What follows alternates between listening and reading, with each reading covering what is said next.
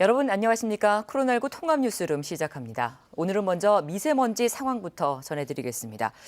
오늘도 대기질이 좋지 않고 전국적으로 미세먼지 농도가 높은데요. 재난방송센터 연결해서 미세먼지 현황과 예보를 살펴보겠습니다. 오수진 기상캐스터, 미세먼지 농도가 상당히 높군요.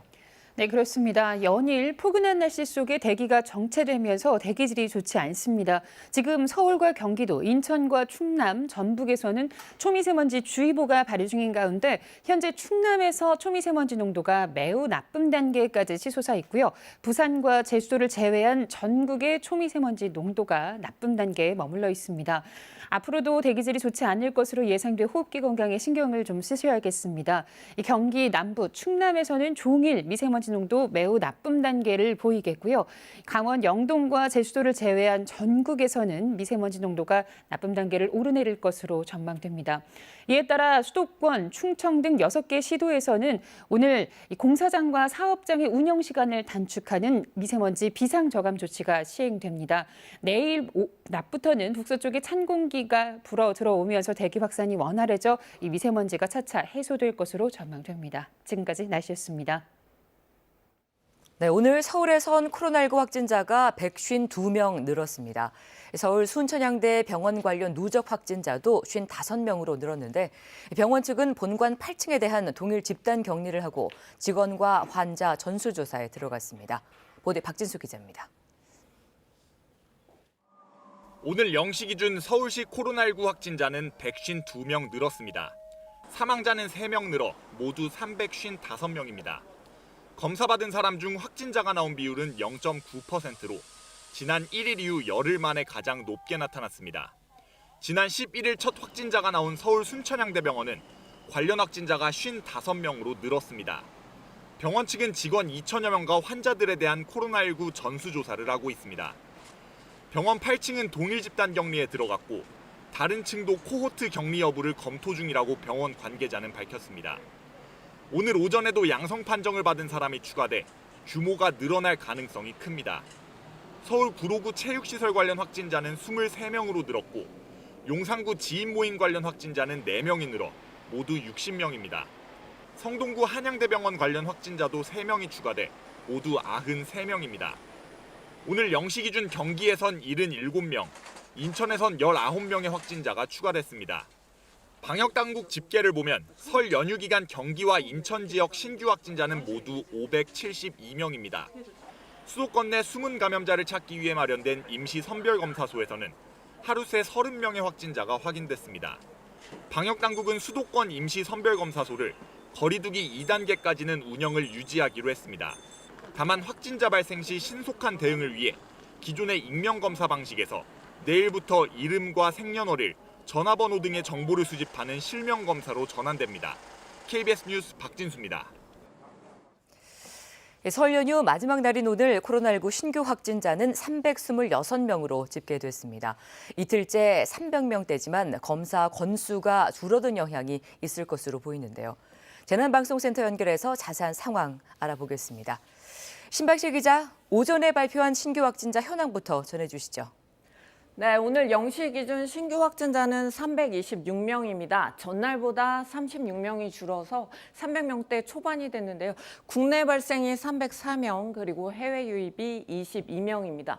위중증 환자는 1명 줄었지만 사망자가 8명 늘었습니다. 먼저 최근 일주일 정도 신규 확진자 추이를 살펴보겠습니다. 강도 높은 거리두기 속에 하루 500명 안팎을 오르내리다가 다시 감소세를 보이고 있는데요. 설 연휴 들어선 어제와 오늘 이틀째 300명대를 이어갔습니다. 그러나 연휴 기간 검사 건수가 줄어든 영향도 있기 때문에 확산세가 꺾였다고 안심할 수가 없습니다. 평일 8만 건 정도였던 검사 건수가 이번 연휴 동안에는 3만에서 5만 건 정도로 줄었기 때문인데요. 연휴가 끝난 뒤에 추이를 좀 더 지켜봐야겠습니다. 네, 설 연휴가 코로나19 재확산의 고비가 될 거란 우려도 있었는데 수도권을 중심으로 집단 감염도 계속되고 있죠. 네, 그렇습니다. 국내에서 발생한 확진자 현황을 보겠습니다. 어제 하루 서울에서 147명, 그리고 경기 77명 등 수도권에서만 243명의 확진자가 나와서 국내 발생 확진자의 80%가 집중이 됐습니다. 일상생활 속에서 크고 작은 집단 감염 이어지고 있기 때문인데요. 수도권 지역 병원과 체육시설, 그리고 사우나나 춤 무도장 등지에서 감염이 계속 확산되고 있습니다. 특히 내일부터 실내 체육시설 등 수도권 다중이용시설의 운영시간 오후 10시까지로 완화되는 만큼 더욱 철저한 방역이 필요해 보입니다. 방역당국은 최근 서울 용산구에서 발생한 외국인 지인 모임 관련 사례를 분석해 발표했습니다. 교회에서 시작된 감염이 가족과 어린이집으로 퍼져나가면서 50명 넘게 확진됐는데요. 교인 간의 소모임이 있었고 시설 내 환기나 마스크 착용이 미흡했던 것으로 조사가 됐습니다. 종교시설은 사회적 거리 두기에 따른 방역 수칙이 의무화돼 있는 만큼 계속 주의가 필요합니다. 이제 설 연휴가 거의 끝나갑니다. 내일부터 거리 두기 단계가 내려가고 연휴 이후 새로운 일상을 앞두고 있는데요. 나와 내 가족을 위해서 사적인 모임을 계속 자제하는 등 긴장을 늦추지 말아야겠습니다.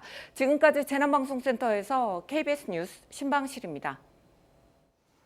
내일부터 전국의 거리 두기 단계가 각각 한 단계씩 낮아집니다. 수도권 다중이용시설의 밤 9시 영업 제한도 10시로 늦춰지고 결혼식, 장례식도 99명까지 치를 수 있게 됩니다. 업종별로 달라지는 방역 수칙들을 이수민 기자가 정리해봤습니다. 내일부터 수도권은 2단계, 그 외 지역은 1.5단계로 거리 두기 단계가 완화됩니다. 이에 따라 그동안 밤 9시면 문을 닫아야 했던 수도권 내 식당과 카페 등 다중이용시설 43만 곳은 이제 밤 10시까지 손님을 받을 수 있습니다. 10시 이후엔 포장과 배달만 가능합니다. 클럽이나 나이트 등 6가지 유흥시설도 3개월 만에 집합금지가 해제됐습니다. 원래 이들 업소는 2단계에선 영업이 금지되지만 자영업자들의 피해를 우려해 밤 10시까지 허용하기로 한 겁니다. 대신 한 번에 여러 명이 노래를 하거나 춤을 추는 등 방역 수칙을 어기면 과태료는 물론 곧바로 2주간 영업 중지 명령을 받습니다. 학원과 미용실, 대형마트와 영화관 등엔 운영시간 제한이 해제됩니다. 다만 기숙학원의 외출 금지는 유지됩니다. 수도권의 지역에선 식당과 카페, 실내 체육시설 등도 시간 제한이 없어집니다. 다만 방문 판매 홍보관은 밤 10시 이후로 운영할 수 없습니다.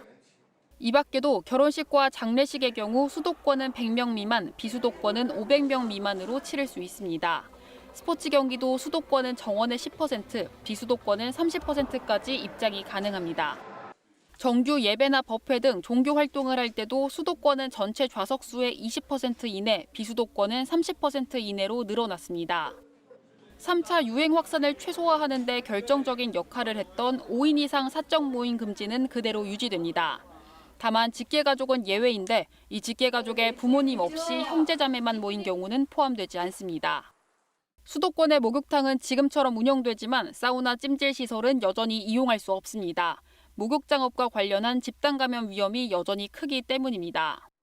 숙박시설 예약 시 객실 수의 3분의 2 제한과 철도 승차권에 대한 창가좌석 판매 조치도 해제됩니다. 한편 국방부는 그동안 전면 통제됐던 군 장병들의 휴가를 내일부터 재개한다고 밝혔습니다. KBS 뉴스 이수민입니다. 정부가 사회적 거리 두기 단계를 조정할 때 가장 중요하게 생각하는 기준이 바로 일주일 평균 확진자 수와 병상 사용 능력입니다.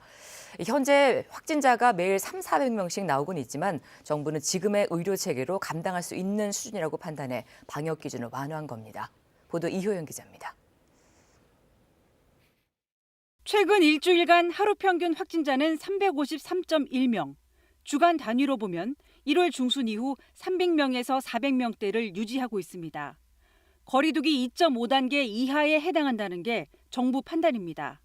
비수도권은 안정적으로 감소세를 유지하고 있습니다. 수도권은 감소세가 정체되고 있습니다. 그러나 거리두기 단계 기준으로는 2주 연속 전국 300명대를 유지하면서 지금과 같은 수준의 확진자가 지속해서 발생해도 현재 의료 체계로 감당할 수 있다는 점도 단계 완화 결정의 중요한 요인이었습니다. 준중환자 병상 가동률은 44.7%로 전국에 240병상이 남아있고 무증상 경증 환자가 머무는 생활치료센터의 가동률도 30.8%로 5,000병상 넘게 여유가 있습니다.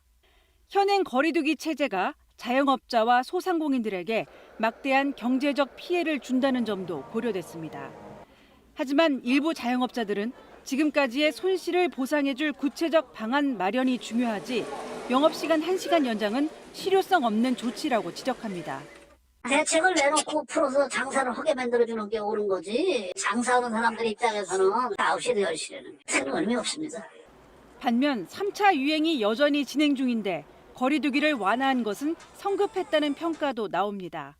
아직 안정도 안 됐고 대규모 이동이랑 사람들 만남이 있었을 거로 생각되는데 지금 완화시키면 설 연휴 이후 상황을 좀 예상하기 조금 어려워서 상당히 우려가 좀 되죠. 정부는 이달 말부터 백신 접종이 시작되더라도 마스크 쓰기와 같은 방역수칙 준수를 강조하면서 감염을 억제해 나가겠다는 계획입니다. 또 3차 유행이 재확산하는 경향이 보이면 언제든 거리두기 단계를 높일 수 있다고 강조했습니다. KBS 뉴스 이효연입니다. 자, 그럼 여기서 이충원 의학 전문 기자와 함께 코로나19 상황 다시 한번 정리해 보겠습니다. 이 기자 먼저 확진자 현황과 추이부터 짚어주실까요? 네, 국내 발생은 304명입니다. 수도권이 가장 많죠. 80%를 차지하고 있고요. 지금 임시선별 검사소에서도 어제 30명의 확진자가 나왔습니다. 사망은 8분이 늘어서 누적 1,522명, 1.82%의 치명률을 보이고 있는 상황입니다. 네. 내일부터 이제 거리두기 단계가 완화되는데 지역별로 또 업종별로 어떻게 달라지는지 좀 지켜볼까요? 앞서 설명을 드렸죠. 수도권에서 이제 영업 제한을 어느 정도 완화해 주냐가 이제 관심사였는데 수도권 음식점 카페가 9시에서 10시로 영업이 연장됐습니다. 네. 내일부터죠. 또 영화관, PC방, 학원, 헬스장, 대형마트들도 10시까지 영업이 가능하고요. 비수도권은 영업 제한이 철폐가 됐습니다. 네네. 영업 제한이 없는 상황입니다.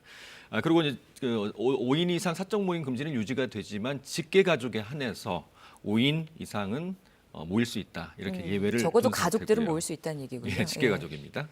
수도권은 그래서 2단계로 낮추고 비수도권은 1.5단계로 낮췄습니다. 수도권이 2단계로 됨에 따라서 결혼식장이나 장례식장은 100명까지는 일단 모일 수가 있는 상황이고요.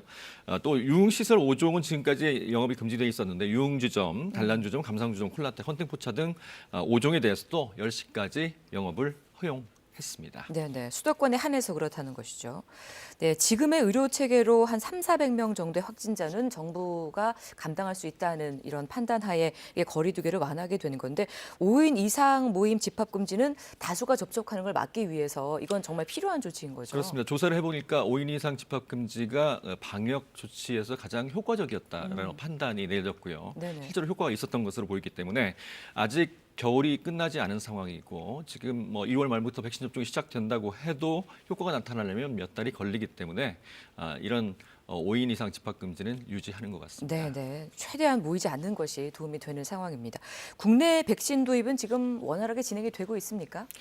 가장 먼저 백신이 들어오는 것으로 기대됐던 게 코백스 퍼실러티에서 들어오는 화이자 백신이었는데 6만 명분이 들어오게 되면 코로나19 의료진이 가장 먼저 접종을 할 계획이었습니다만 이달 도입이 지금 불투명한 상황입니다. 그쪽에서 도입 언제 하겠다. 그러니까 코백스 퍼실러티에서 얘기를 해줘야 되는데 그 물량은 아직 도착하지 않고 있고요. 그래서 아스트라제네카 백신이 이제 2월 24일 날 출하가 되면 26일쯤부터 접종이 시작된다고 하는데 이게 이제 75만 명분이 출하가 돼서 2월 말에 접종이 시작될 예정입니다. 네. 아스트라제네카 백신 이렇게 노년층부터 이제 맞게 되고 하는데 이 접종 여부는 지금까지는 어떻습니까? 일단 얼마 전에 식약처 허가가 난 상태에서 전 연령의 허가가 났지만 노년층에 대해서는 신중하게 접종해야 된다는 단서를 달았고요. 네. 또 의료진이 판단하에 65세 이상은 접종을 해라 이렇게 얘기를 했습니다. 그러면서 이제 질병청에 있는 예방접종 전문위원회에 판단을 좀 유보를 했는데요. 그제죠. 11일 날 예방접종 전문위원회가 열렸습니다. 3일 전입니다. 3일 전에 열렸고 여기서 이제 갑론을박이 있었다고 합니다. 65세 이상에 대해서 접종을 하느냐 마느냐. 그런데 이 내용을 가지고 16일 오후에 접종 대상자에 대해서 발표를 일단 하기로 했습니다. 네네. 지금 예상컨대 65세 미만으로 시작하는 건 큰 의미가 없습니다. 왜냐하면 가장 지금 위험한 분들이 고령층, 특히 요양시설에 계신 분들이잖아요. 그런데 지금 아스트라제네카 백신이 효과가 없다라기보다는 65세 이상에 대한 자료가 부족하다인 상태입니다. 또 안전성에는 세계적으로 큰 논란은 없는 상황이고요. 그래서 제 판단에는 65세 이상도 접종이 가능할 것으로 아마 생각이 되고 있습니다. 네, 뭐 지금 먼저 맞는 그런 집단들이 의료진 또 노년층부터 이렇게 시작이 되는데 집단 면역이라는 게 생기려면 더 많이 이렇게 맞아 가야 되는 거죠. 한 몇 퍼센트 정도 맞으면 가능한가요? 이게 백신이 100% 효과가 없기 때문에 네네. 인구의 최소한 절반 이상은 항체를 가져야 됩니다. 그렇다면 최소한 인구의 70% 이상이 접종이 완료가 돼야 해야지만. 집단 면역이 생겼다 이렇게 볼 수가 있겠습니다. 네. 세계적으로 정말 백신 접종 정말 부지런히 하고 있는데 지금 세계적인 백신 접종의 추이는 어떻습니까? 접종률로 보면 아랍에미레이트가 아직 1위입니다. 그러니까 41%. 그러니까 단 한 번이라도 접종받은 인구가 전 인구의 41%를 네. 차지하고 있고요. 뒤이어서 이스라엘. 이스라엘은 그런 예들이 많이 보도가 됐었죠. 40%의 접종률을 보이고 있는 상황입니다. 미국은 인구가 3억 4천만 명인데 10% 가까이 지금 맞았습니다. 3,500만 명 접종 완료했고요. 네네. 또 중국도 접종률은 잘 나와 있지 않지만 인구로 보면 많은 분들이 지금 접종을 받고 있는 네네. 상황입니다. 특히 미국을 보면 처음에는 접종률이 조금 접종이 좀 늦어진다 이런 얘기들이 많았는데 바이든 정부 들어서 목표치가 100%면 130% 그러니까 목표치를 초과해서 지금 접종이 이루어지고 있는 상황입니다. 네. 아랍에미리트가 41%, 이스라엘이 한 40%, 그리고 미국이 접종률 목표보다 조금 넘어서 30%. 미국은 인구의 한 10% 정도 지금 네. 접종을 받고 있는 그러면 상황이고요. 어느 백신을 주로 맞고 있나요? 이런 나라들은? 사실은 아랍에미레이트 같은 경우는 이스라엘은 화이자 백신으로만 지금 접종을 받고 있는 네네. 상황이고요. 아랍에미레이트 같은 경우는 중국제 또 러시아 최근에 이제 스푸트니크인가요? 네네. 그 백신도 얘기가 나와 있죠. 그 백신도 맞고 있는 상황이고 화이자 백신도 여러 가지 백신을 혼용해서 맞고 있는 상황입니다. 네, 지금도 뭐 말씀하신 대로 러시아의 백신 스푸트니크가 뒤늦게 이제 관심을 받기 시작했는데 아랍에미레이트도 맞게 됐고요. 또 어떤 나라들이 맞게 되나요? 이런 백신 얘기 좀 해볼까요? 이게 이제 스푸트니크 백신이 사실은 이게 임상 일상 수십 명 접종한 다음에 갑자기 러시아에서 허가를 냈죠. 이건 있을 수 없는 일입니다. 조금 사실은. 좀 안전하지 않은 그런데 게 이제 지금 아닐까. 임상 3상까지 다 마쳤고요. 네. 처음에는 이제 논란이 됐죠. 임상 3상도 안 하고 승인을 내고 또 자료도 공개하지 않아서 논란이 상당히 됐었는데 최근에 랜싯이라고 하는 국제 학술지에 이 스푸트니크 3상 임상 시험 결과가 게재가 됐습니다. 네. 이 학술지에 게재가 됐다는 것은 동료 의사들, 동료 학자들이 그걸 검토한 다음에 거기에 실린 거거든요. 네네. 그래서 이게 진실 가능성이 높다라고 보니까 실린 겁니다. 랜싯은 굉장히 유명한 학술지고요. 거기에서 결과를 91.6%라고 공개를 했습니다. 네네. 상당히 결과가 좋은 거죠. 그런데 이제 전문가들한테 물어보면 이게 이제 러시아가 상당히 과학기술 강국이기도 했고요. 의료도 상당히 발달한 그런 전력이 있습니다. 또 이게 아데노 백신, 그러니까 바이러스 벡터 방식이라고 그래서 아스트라제네카 백신 또 얀센 백신이 쓰고 있는 전통적인 방식을 사용을 했습니다. 또 이 아데노 바이러스라는 거에 실어서 이제 백신을 주는 건데 이것도 좀 디자인이 잘 돼서 92% 정도의 효과가 나올 만하다. 라는 게 평가입니다. 네. 그래서 국내도 지금 백신이 들어오겠지만 아직 명확하게 일정들이 잡혀 있지 않은 상황에서 혹시 모자랄 수도 있기 때문에 국내에서도 이 러시아 백신에 대해서 검토에 지금 들어간 상황입니다. 네. 국내 첫 항체 치료제가 이제 남아공 변이에는 효과가 있다 없다 말이 많은데 없는 것으로 확인이 됐죠. 이게 사람을 대상으로 한 건 아니고요. 네네. 그 세포 실험 결과입니다. 세포 실험인데 세포에 이제 실험실에서 바이러스를 넣고 이 항체 치료를 놨을 때 중화 능력이 있느냐 없느냐를 이제 검사를 한 건데 영국발 변이에는 효과가 있는 것으로 나타났고 남아공 변이에는 효과가 거의 없는 것으로 나타났기 때문에 국내 첫 항체 치료제가 지금 출시가 되는 상황 아닙니까? 네네. 그래서 남아공 변이 바이러스가 혹시 발견이 된 그 사람에게는 놓지 않기로 했습니다. 네. 오늘 기자 말씀 잘 들었습니다. 고맙습니다.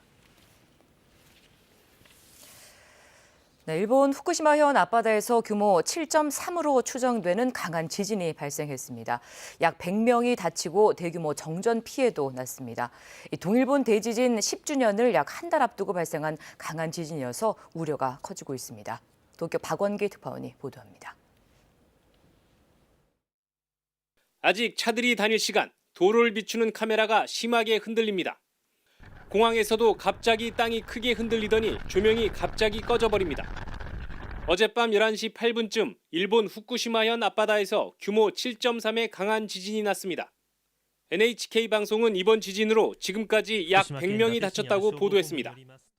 일부 지역은 산사태로 도로가 흙에 파묻혔고 건물 유리창이 파손되거나 화재가 났습니다. 도쿄와 후쿠시마를 포함한 9개 광역자치단체에서 한때 80만 가구 이상이 정전 피해를 입었습니다. 東京電力管内で78万戸、東北電力管内で7万戸が停電中であります。 도쿄전력은 10년 전 동일본 대지진으로 폭발 사고가 있었던 후쿠시마 제1원전의 이상 여부를 점검하고 있습니다. 스가 총리는 오늘 새벽 기자회견에서 큰 피해는 보고되지 않았다고 말했습니다. 地震によって津波の心配はありません。さらに原子力関係でもすべて異常な報告についてはありません。 일본 기상청은 앞으로 일주일 안에 강한 여진이 발생할 가능성이 있다며 주의를 당부했습니다. 平成23年、2011年東北地方太平洋沖地震の余震と考えられます。引き続き注意してください。 이번 지진은 동일본 대지진 10주년을 앞두고 발생한 강한 지진이어서 더욱 우려를 낳고 있습니다. 도쿄에서 KBS 뉴스 박원기입니다. 네, 설 연휴 마지막 날인 오늘 전국 고속도로에서는 귀경 행렬이 시작됐습니다. 평소 주말 수준의 정체를 보이고 있는데요. 취재 기자 연결해서 도로 상황 알아보겠습니다. 오현태 기자, 현재 고속도로 상황 전해주시죠. 네, 현재 전국의 고속도로는 크게 막히는 구간 없이 비교적 원활한 흐름을 보이고 있습니다. 폐쇄로 화면 보면서 주요 구간 상황 알아보겠습니다. 먼저 경부고속도로 목천 부근입니다. 오전 11시쯤부터 정체가 시작될 걸로 예상된 지점인데요. 화면 오른쪽 서울 방향으로 차들이 조금씩 늘어나는 모습입니다. 다음으로 서해안 고속도로 당진 분기점입니다. 화면 왼쪽 목포 방향보다는 오른쪽 서울 방향에 차들이 더 많은 모습입니다. 점심시간을 지나면 정체가 본격적으로 시작될 것으로 보입니다. 마지막으로 영동고속도로 북수원입니다. 화면 왼쪽 인천 방향과 오른쪽 강릉 방향 모두 차량 흐름이 원활합니다. 주변 지역도 크게 막히는 구간은 없습니다. 유금소 기준으로 지금 부산에서 서울까지는 5시간, 광주에서 서울까지는 3시간 30분이 걸립니다. 대구에서 서울까지는 4시간, 대전에서 서울까지는 1시간 40분, 강릉에서 서울까지는 2시간 50분이 걸립니다. 한국도로공사는 귀경길 정체가 오후 3, 4시쯤 절정에 이르겠고 밤 9시에서 10시쯤 풀리겠다고 전망했습니다. 교통량은 전국 349만 대고 수도권 방향은 37만 대, 지방 방향은 30만 대로 예상됩니다. 내일 새벽 1시까지는 버스 전용 차로가 운영되며 휴게소에선 음식 포장만 가능하고 고속도로 통행료도 정상 부과됩니다. 지금까지 사회부에서 전해드렸습니다. 네, 도널드 트럼프 전 미국 대통령에 대한 탄핵안이 미국 상원에서 부결됐습니다. 각 상원의원이 트럼프 전 대통령이 유죄인지 무죄인지를 묻는 방식으로 진행된 투표에서 57명의 상원의원이 유죄라고 투표했고 44명의 상원의원이 무죄로 투표했습니다. 탄핵안이 가결되기 위해서는 전체 상원의원 100명 중 3분의 2인 67명 이상이 찬성했어야 하는데 10명이 모자랐던 겁니다. 이 같은 결과에 대해서 트럼프 전 미국 대통령은 성명을 내고 이번 탄핵 심판이 미국 역사상 최대의 마녀 사냥이라고 비판했습니다. 트럼프 전 대통령은 탄핵안 부결 결정을 환영하며 미국을 다시 위대하게 만들자는 우리의 역사적이고 애국적이며 아름다운 운동은 이제 막 시작했을 뿐이라고 주장했습니다. 코로나19 기원에 대한 세계보건기구 WHO의 조사에 중국이 비협조하고 있다는 논란과 관련해 미국이 깊은 우려를 표명했습니다. 로이터와 AFP 통신은 제이크 설리번 백악관 국가안보보좌관이 코로나19 사태에 대한 중국의 대응에 깊이 우려하고 중국은 발병 초기 시점부터의 정보를 제공해야 한다는 내용의 성명을 발표했다고 전했습니다. 이에 앞서 미국의 신문사인 월스트리트 저널은 중국이 코로나19 기원을 찾으려는 WHO 조사팀의 초기 발병 사례들에 대한 미가공 원자료와 맞춤형 자료 제공을 거부했다고 보도했습니다. 지난달 일이나 구직 활동을 하지 않고 그냥 쉰 20, 30대 청년이 74만 명을 넘어 역대 최다를 기록했습니다. 통계청에 따르면 지난달 쉬었음 인구 271만 5천 명 가운데 20, 30대는 74만 1,000명으로 집계됐습니다. 이는 관련 통계가 개편된 2003년 이후 월간 기준으로 역대 최다 규모입니다. 20, 30대 쉬었음 인구는 1년 전보다 17만 6천 명이 증가했습니다. 비경제활동 인구는 만 15세 이상 인구 가운데 일할 수 있는 능력이나 일할 의사가 없는 사람을 칭하는데 그중에서도 쉬었음으로 분류된 사람은 취업 준비와 가사, 육아 등을 하지 않고 말 그대로 그냥 쉰 사람을 뜻합니다. 달라진 사회 환경과 근로 조성을 반영해서 도시 일용 근로자의 근무 일수를 월 22일에서 18일로 감축해 인정한 법원의 판단이 나왔습니다. 서울중앙지법 민사항소 4부는 최근 60대 여성 A씨가 의사와 병원 측을 상대로 낸 1억 3천여만 원 상당의 손해배상 청구 소송에서 일부 원고 승소로 판결했습니다. A씨는 2014년 2월 한 병원에서 무릎 관절염 수술을 받은 뒤 의사의 과실로 영구 보행장애를 앓게 됐습니다. 재판부는 A씨의 정신적, 재산적 손해를 인정해 피고들이 A씨에게 7,100여만 원을 지급해야 한다고 밝혔습니다. 다만 수술 당시 만 53살 무직 여성이었던 A씨가 사고로 잃어버린 장래 소득을 산정할 때 월 가동 일수를 기존 경험칙에 따라 22일로 본 1심과는 달리 18일로 감축해 인정했습니다. 현재 전국적으로 하늘에 구름이 많이 끼어 있습니다. 특히 남부지방을 중심으로는 흐린 하늘이 이어지고 있는데요. 기압골의 영향으로 남해안과 제주도에서는 비가 시작됐습니다. 앞으로 오후부터는 충청 남부와 남부 내륙 지역까지 비가 확대되겠고 밤부터는 대부분 지역에 비가 내릴 것으로 보입니다. 비는 내일 오전까지 이어지겠습니다. 남해안과 제주도에는 최고 30mm, 그 밖의 지역은 5mm 안팎의 비가 예상됩니다. 이렇게 비가 내리지만 비의 양이 워낙 적어서 대기질은 좋지 않겠습니다. 지금도 서울, 경기, 인천, 충남, 전북 등지로 초미세먼지 주의보가 발효 중인 가운데 충남에서 미세먼지 농도가 매우 나쁨 단계를 보이고 있고 부산과 제주도를 제외한 전국의 미세먼지 농도도 짙게 나타나고 있는데요. 오늘 종일 영동과 제주도를 제외한 전국의 미세먼지 농도가 나쁨에서 매우 나쁨 단계를 보일 것으로 예상됩니다. 이에 따라 수도권과 충청, 세종 등지로는 미세먼지 비상저감 조치가 오늘 시행됩니다.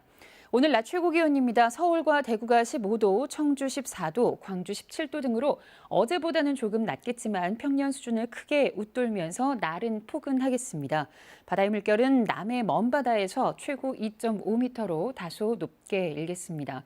내일 낮부터 북서쪽에 찬 공기가 내려오겠습니다. 날이 다시 추워지겠는데요. 화요일부터 아침 기온이 영하권으로 떨어지겠고 중부와 남부 내륙에는 비나 눈이 오겠습니다. 날씨였습니다. 코로나19 통합 뉴스를 마치겠습니다. 함께해 주신 여러분 고맙습니다.